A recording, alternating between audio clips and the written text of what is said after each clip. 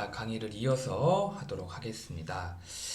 자, 이번에는 촉매 벌크 밀도 로우 B를 한번 구해 보도록 할게요. 로우 B. 자, 로우 B는 일단 결론적으로 말을 하면 고체 촉매 입자의 밀도 로우 C에다가 고체 분율 1-5 슬래시 요거 개념 이전에 설명을 했었죠? 그러니까 이렇게 흐름 반응기에서 고체가 이렇게 빽빽하게 이렇게 충전되어 있는데 그 충전된 그 이외에 이 공간을 우리가 오슬렛이라고 했고, 그렇죠? 이 전체에서 이 고체가 채워지지 않는 이 빈 공간 오슬렛을 빼면 요거는 고체의 분율이 되겠죠?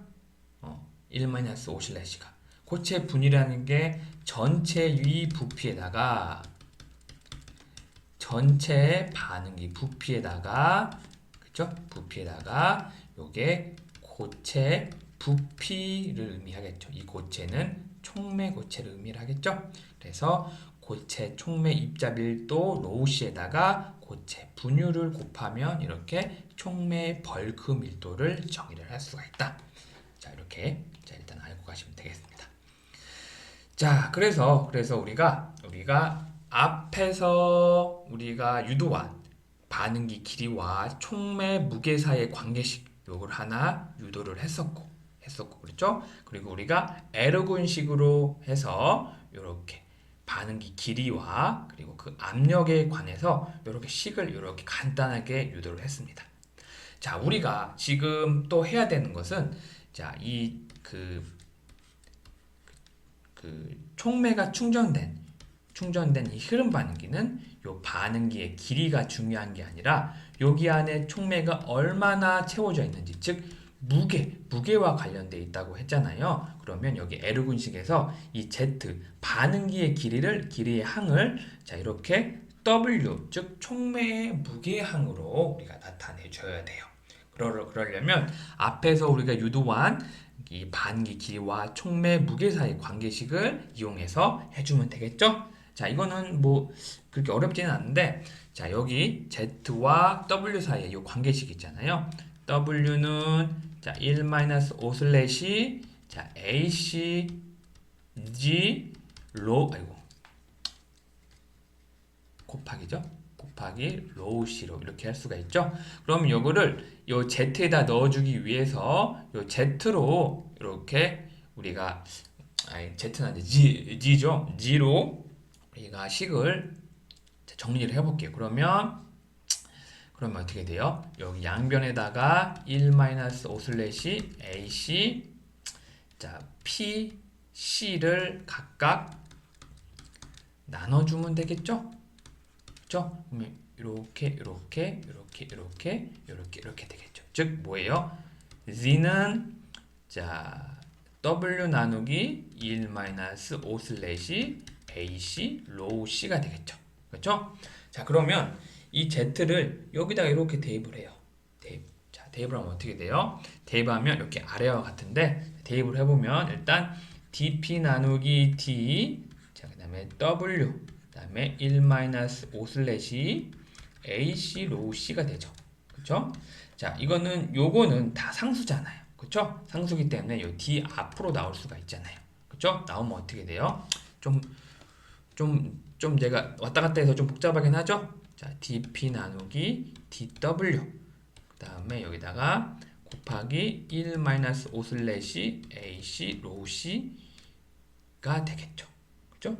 분의 1이 되겠죠. 이렇게. 그죠? 이렇게 되겠죠. 그럼 이걸 다시 정리하면 어떻게 돼요? 다시 정리하면 1-5 슬래시 AC 로우 C 그 다음에 dW분의 dP가 되겠죠.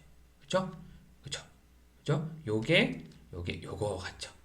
그죠? 그러면 여기서 dW의 dP 요 식으로 정리하기 위해서 요거를 양변에다가 나눠주면 되겠죠.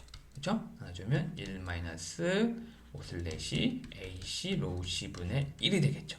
그죠? 그러면 따라서 dW의 dP, 여기 있네요. dW의 dP는 여기 1-5 슬래시 AC 로우 C분의 1 곱하기 마이너스 베타 제로로 하면 이렇게 나올 수가 있겠죠. 그렇죠? 그 다음에 여기 압력의 B 그대로 나타내고 온도의 B 이렇게 몰유량의 B 해서 이렇게 하면 이게 이 Z와 W 사이 관계식과 L분식을 이렇게 결합을 해주면 이 반응기의 길이를 우리가 촉매의 무게로 이렇게 바꿀 수가 있죠. 그렇죠? 그래서 우리가 자, 이렇게 식을 이렇게 하나 더 이렇게 유도를 했습니다. 알겠죠? 자, 다음에 보도록 합시다. 하면 자 그리고 자 방금 전에 구한 요 식을 조금 더 간단하게 한번 해볼게요. 자, 간단하게 하면 자 여기서는 자 간단히 이 알파를 요렇게 나타냈어요. 요렇게. 그러니까 이거에 대해서 알파는 이거기 때문에 자 요거를 식을 잘 정리를 하면 요거는 요렇게 되겠죠. 그죠? 이건 한번 해보세요. 알겠죠?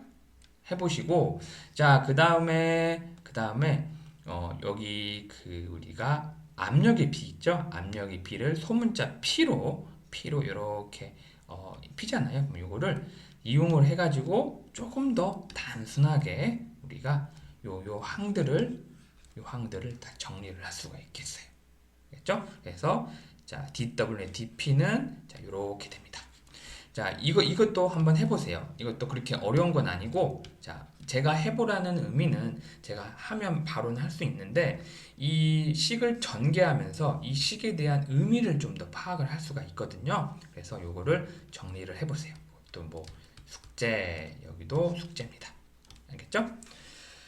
자, 그 다음에 자 봅시다. 자, 그래서 자 방금 전에 우리가 간단하게 유도한 요 DW의 DP는 우리가 복수 반응이 일어나거나 그러니까 한 개의 단일 반응이 아니라 단일 반응이 여러 개 일어나는 자 복수 반응이 일어나거나 그 다음에 멤브레인 반응기에서 압력 강화가 있을 때 요 아래식을 우리가 반드시 이용을 해야 된다.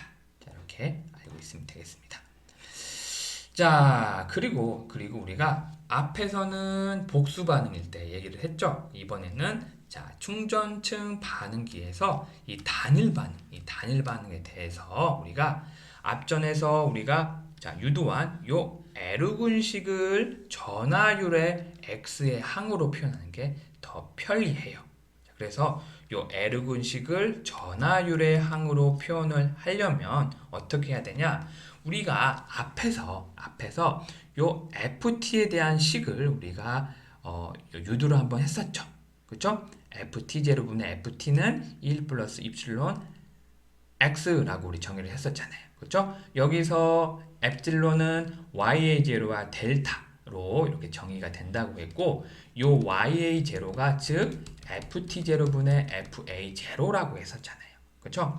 그래서 요식 자 조금 어색하다고 하면 관련된 제 지금까지 강의 중에서 한번 찾아보세요. 자, 그래서 요걸 이렇게 대입을 하게 되면 요게 1 플러스 입실론 엡실론 X가 돼서 즉 다시 정리하면 DW의 DP는 자, 이렇게 우리가 다시 전하율의 항으로 이렇게 나타낼 수가 있어요.